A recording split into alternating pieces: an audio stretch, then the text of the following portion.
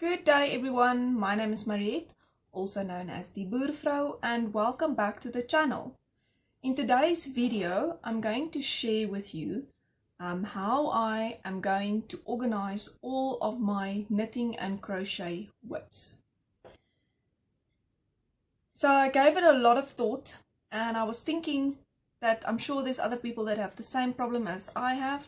I have a lot of whips and I have no idea what I want to finish.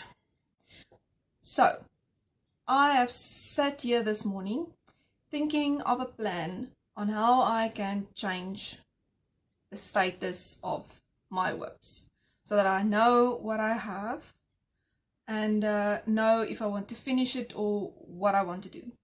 And I came up with a 4-step plan on how I'm going to get control of my whips.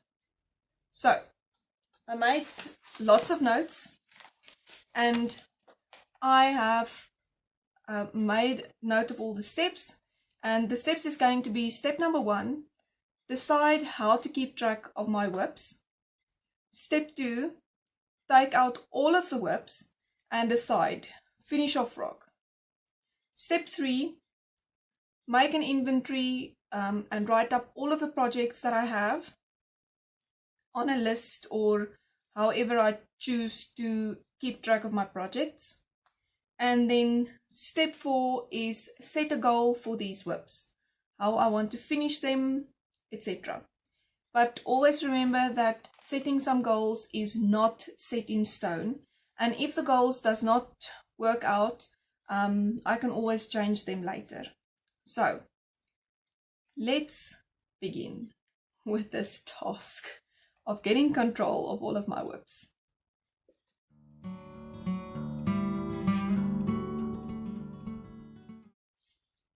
Alright, so how I usually keep track of my whips.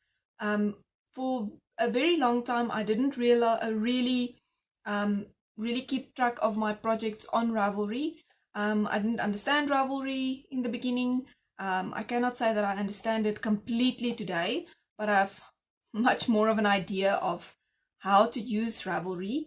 And I am not going to go away from Ravelry, especially for my viewers, so that they can see what whips I've been working on, or what projects I've been working on, and all of the modifications on that where I can, so that I don't give away anything of a paid for pattern. But anyway, so since last year, 2021, I've also kept a project journal,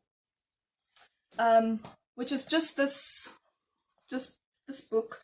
I haven't really even made it pretty or nice or whatever. So I decided to keep a paper copy of my projects, just so because it's nice to flip through it and see what I've done and so forth. So what I did is I made a more or less an idea of what I wanted on the page, and I said I also made a space for keeping a piece of the yarn and maybe a label if I wanted to, and to take pictures of the projects and put them in the book. So let me just see what is a nicely folded in one. Like this one, for example, is a pair of socks that I made for myself, and I've added a little bit of the yarn here and a picture of what the socks look like.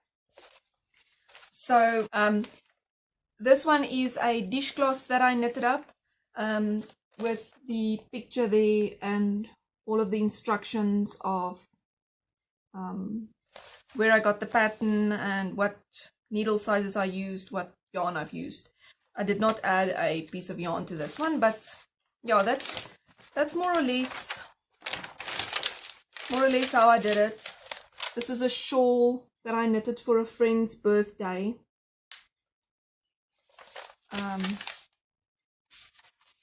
That is how I kept track of my projects last year. And I decided this year I'm gonna continue with this method of having a paper copy of all of my projects. But I actually did start this year's just after the 2020 part. So this is one of the table throws that I made this year, and I've put it into the book. Anyway, so I am actually going away from this book, and I'm going to redo this year's projects because I want to keep track of them in a different manner. The reason why I want to go away from the book idea is because it is already a bound book, and I only added projects into the book that was already finished. So the problem comes in is, where do I write down my whips?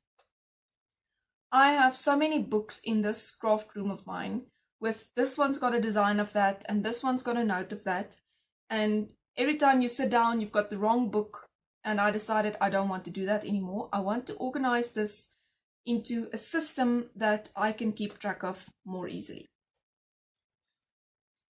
So I decided to make like a little sheet that I can print and fill in for every project that I do. And I've started with my current projects. I don't think there's anything on here that might be a problem. Doesn't seem like it.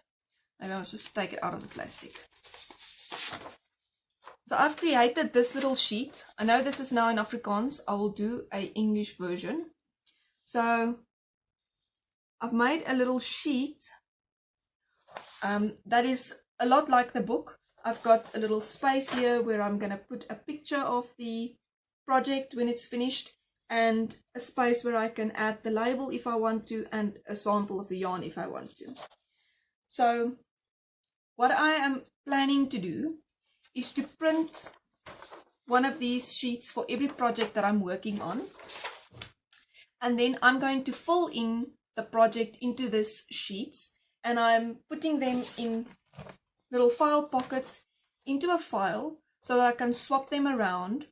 And then at the end of the year I am going to bind it all into a book. I've got a little book binder that puts in these little plastic rings on the back, and then I'm going to bind the project journal for 2022 at the end of the year with all of the finished projects in them. So I just grabbed an old file, and I haven't even put on new paper or anything. It is just a little old file. What do you call it in English? File folder? I don't know. And I just started to add in all of the projects that I'm working on. Let me do that. Like this. Let's see what I can show you. Like this is now my empty one. So I'll have a few empty ones, and then I'll put in all of the things that I'm busy with, and all of my little drawings and notes that I've been keeping on when I did what. And I'm also going to add the actual patterns that I printed and made notes on into the journal at the end of the year. One of the other reasons why I like to have a hard copy of my projects is that sometimes there'll be no internet service, or I cannot access the internet, and then I'll be busy with my project. I want to see what modifications I made because I need that to progress in my my project, and then I cannot access Ravelry. So when I do not have internet access, I like to have a hard copy, and then I can just open the book and see what I did previously. And it's also a nice idea for me to keep track of my designs, because yes, got a book where I've got all my designs in, and it's a bit hard because now I've left like 4 pages in the book open for this design, and then something doesn't work out and I have to do it 3 times, and then 4 pages is too little, and at the end of the day you have design whatever on page 3, 4, 5 and 6 and 12, 14, 16. It's just a mess to try and keep track of it in a book form for me. So that is why I decided on this system. And then the other thing I wanted to mention is how I do the pictures for my project journals. So for my business, I decided to print my own labels because it's more convenient if I make a new product or whatever, like new rusks. I can just go to my study, make a new label, print it up and put it on the package. So what I did is I bought some of these tower labels. They come in a lot of different sizes.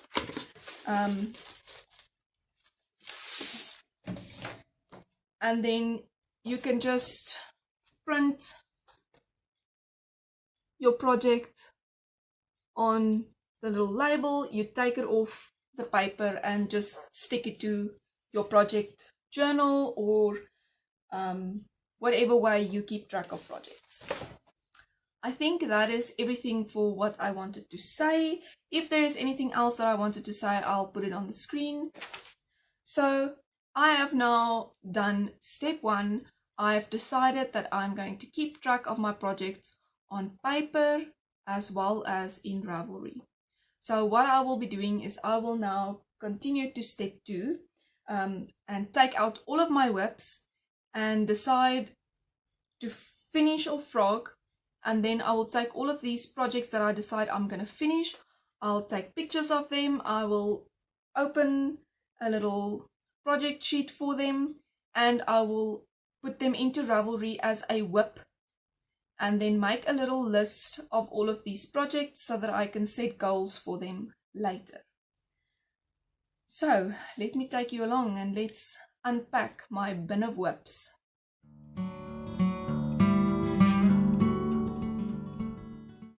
Alright, so this is my bin of WIPs.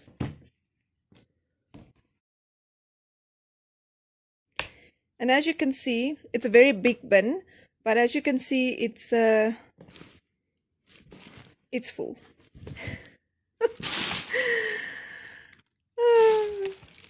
Oh, so much fun. All right. So what I think I'm going to do is I'm going to fix the camera up here, and then I'm going to unpack this bin onto the table, and then we could decide to finish or frog.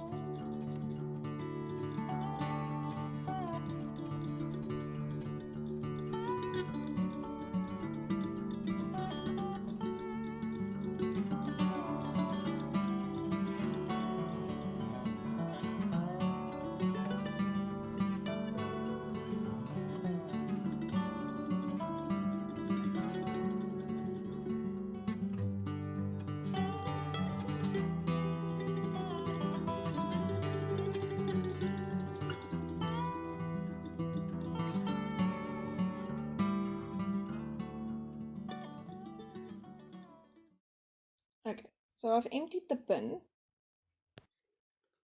and this is what we have. A heap of whips. I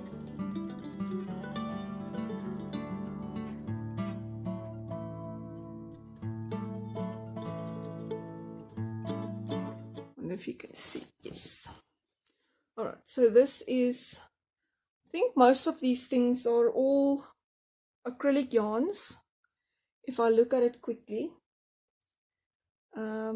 I do see a microfiber thing, but it's all acrylic, I think. Okay, so this bag of little blocks and things came out of my mum's things. So I think maybe she was going to make a blanket or something. There's still a yarn needle. Let me take that out. I think this project I'm going to frog, and I'm going to take all of these yarns and put them into my scrappy blankets. So I'm going to take this bag and I'm going to throw everything that I'm going to frog in here for now.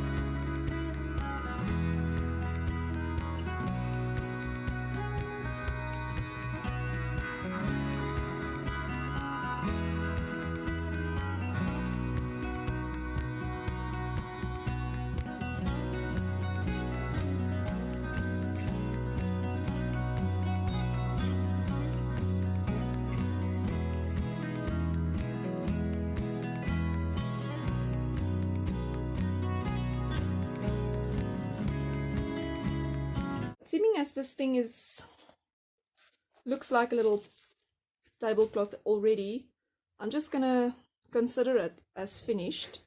I'll check it later and just make sure, but if this is all the ends and things are woven in, I'm just gonna wash it and throw it into my cupboard to use, and I will then frog these two motifs back onto the cone and put it into my stash.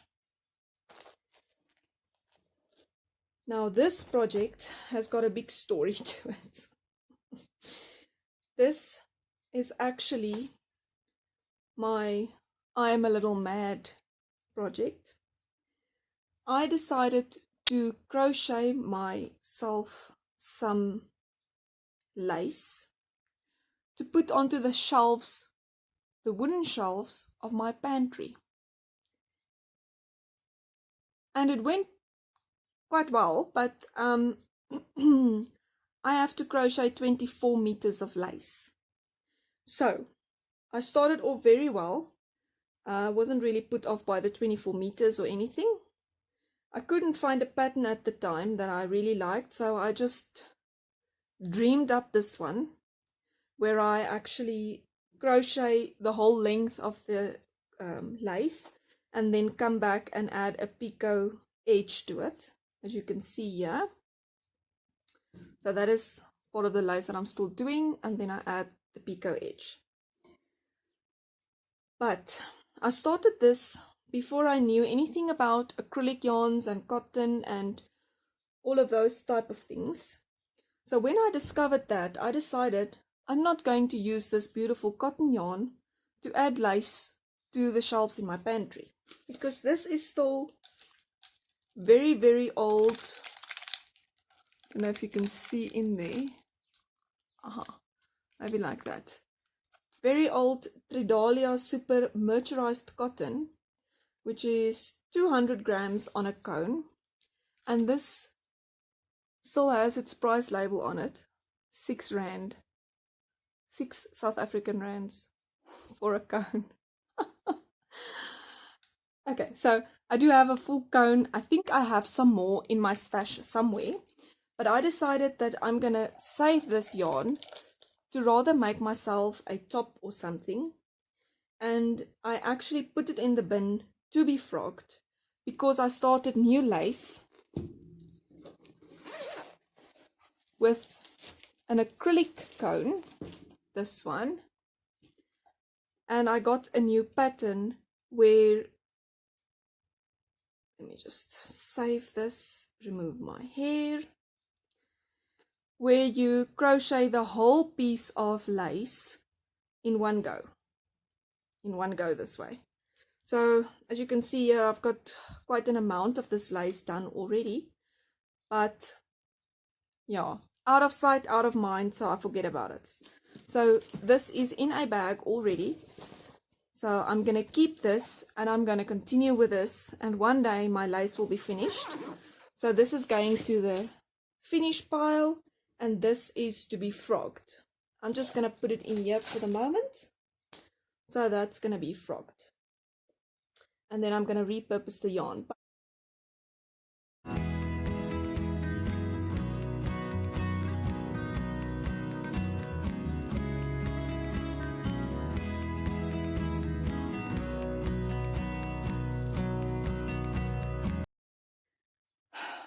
What am I going to do with this? This, I didn't make these. My husband's aunt immigrated a few years ago, and when she packed up her house, she found these that her daughter has made, I don't know, when she was in school many years ago, and she just passed them on to me. So this is still a few blocks that's left.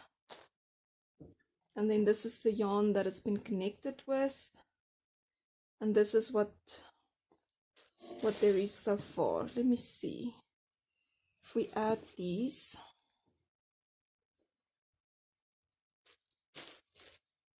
It'll be very small, but if I maybe add them and take all of this yarn that is left and crochet all around, I can make a small blanket. My dog's got a lot of blankets, but I always think of her because she's always cold.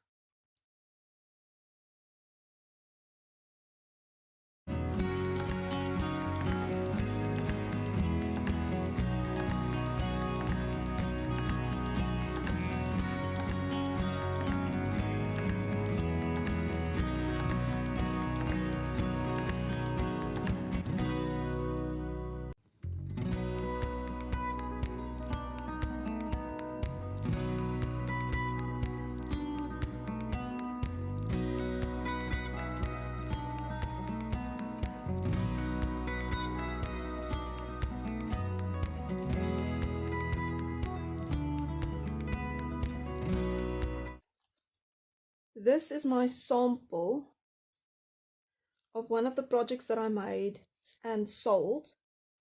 I have the pattern for this, but I really battled to understand the pattern. Let me just do that. I really battled to understand the pattern nicely. So what I did is I took one ball of the yarn, and I don't know why this seems like it's discolored or something. Maybe it's just the light. Anyway, so this is Summer Breeze from Kismet Yarns. It's 100% microfiber yarn. I made 2 tops with this yarn. Made a green one and a pink one. One was for a client and the other one was for my sister-in-law. And I kept the top part of the one that I figured out how I'm going to do the stitches. So this is basically a sample. So I think I'm going to keep this for now. Alright, so I'm going to keep this one because this is my sample. I do have the pattern, it's not with this, but I will maybe start a bin with all of my sample knits and crochet things in, because this one is also a sample.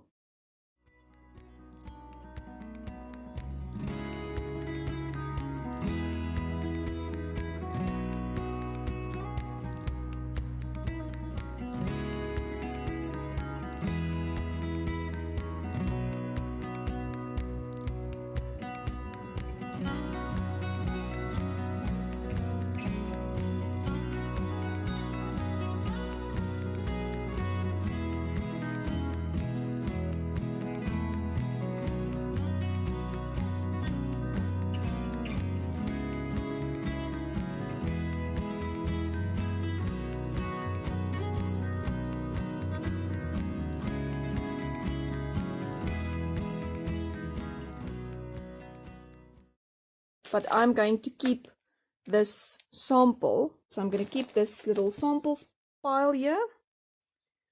This is a granny square that I made with a little heart shape in it.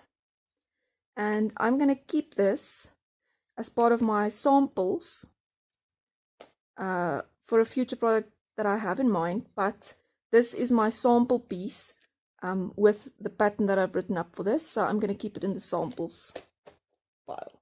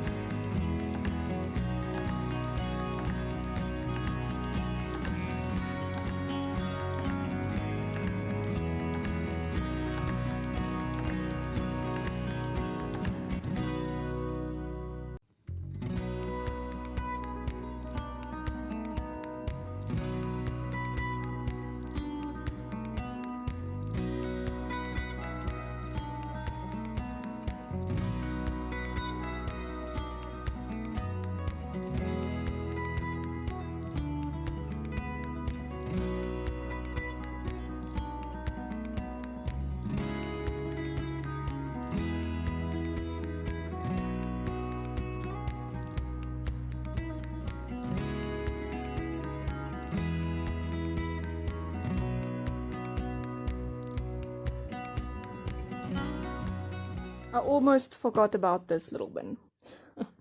Anyway, okay. So this is another one of the cowls. This one is shaped, as you can see, but it is a bit too big. So I'm going to re-knit this one as well.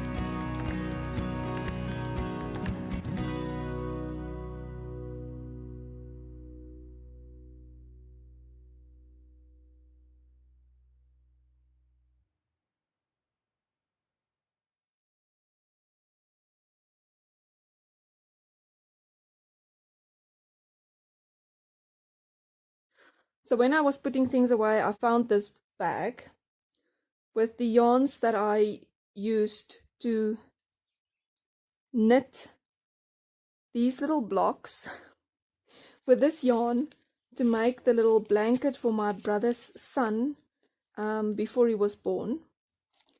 And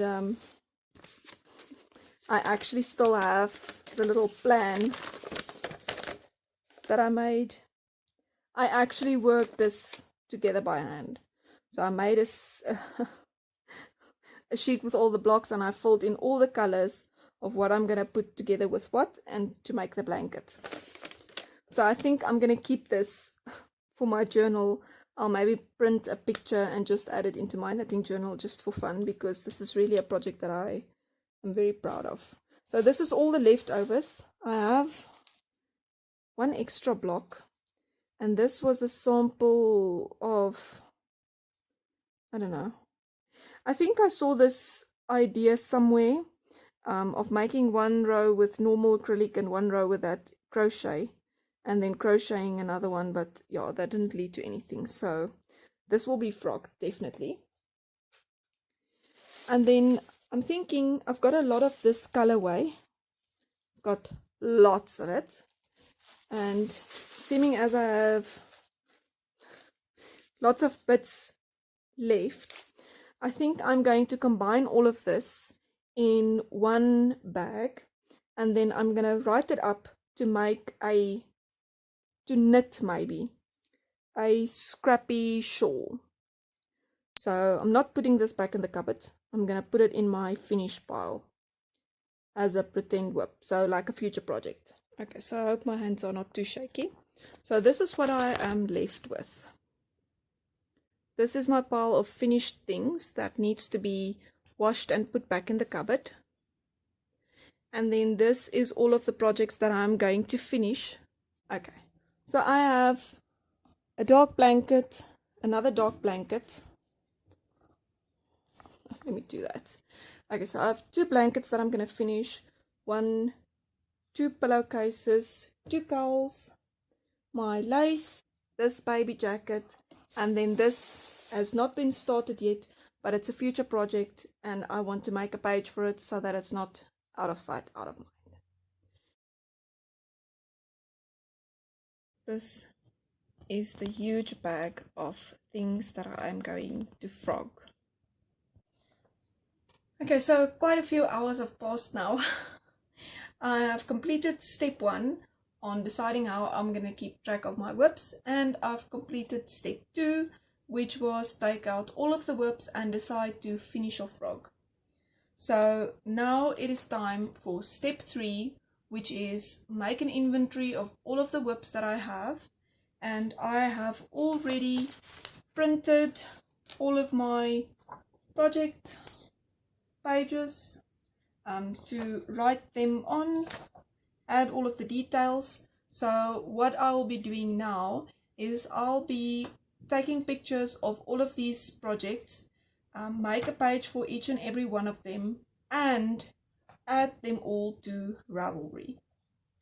And then we will continue to step 4, which will be set goals for these whips. So let's get going on step 3.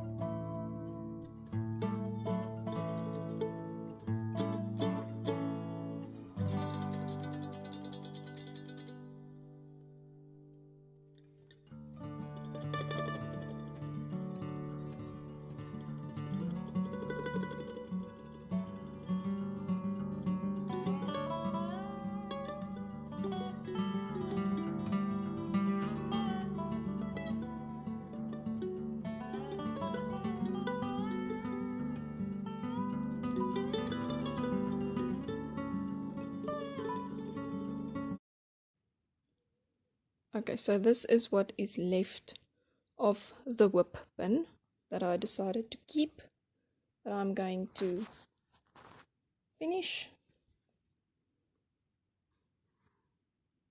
Okay, so as you can see, it is became evening, and I added a shawl, a cowl to my neck because it's cold.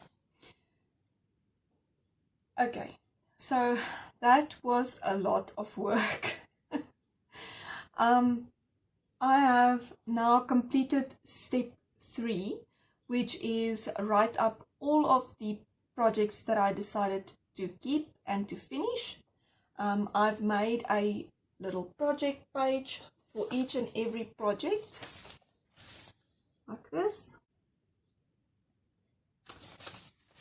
And I've also added all of the projects to Ravelry. So at the end of the day, out of that whole humongous whip bin, I decided to keep 9 projects, of which 1 is not started yet. So I'm gonna not count the one that's not been started yet, because it hasn't been started yet, number 1. Number 2 is that it's going to be a scrappy shawl. So I'm going to add that to my Scrappy Sunday projects. But I'm first going to finish up one of my Scrappy Sunday projects before I start that one.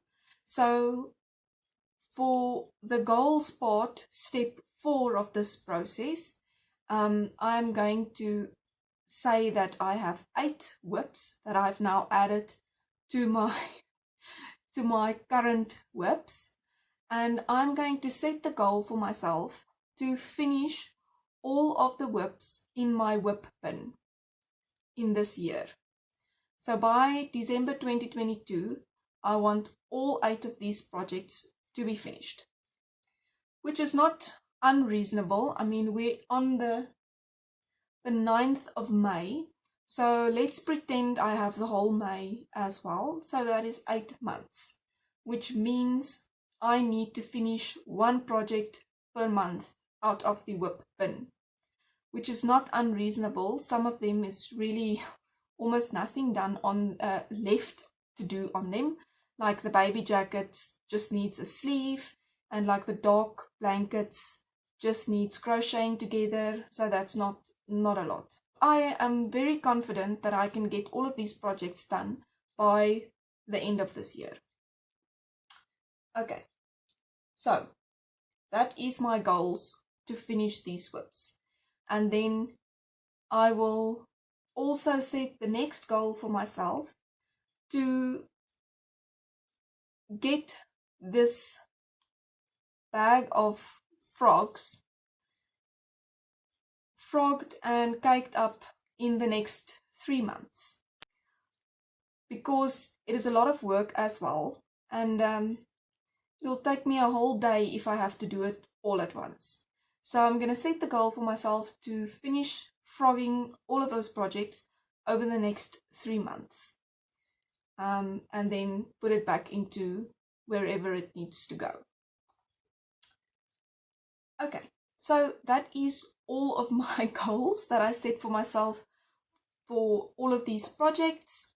I would love to know how you keep track of your whips, if it is something important to you or not, and just your general ideas and what you think of having so many whips. I must say, I'm a bit surprised. I really thought that I will have a lot more, because now in total I have more or less about 16 to 20 whips, I think, including my 4 scrappy projects that I have on the go. Yes, I think it's less than 20. I really thought that in that whip bin alone will be like 30. So yes, luckily I'm always up for a challenge, and let's see how far I can get with all of these whips this year. I will keep you updated during the normal podcast episodes, and I think that is the end for this video. I hope you enjoyed this journey with me to pack out this whip bin and get it sorted and deciding on finishing off frogging. Let me know down in the comments below if you like this video and if you maybe want to do the same.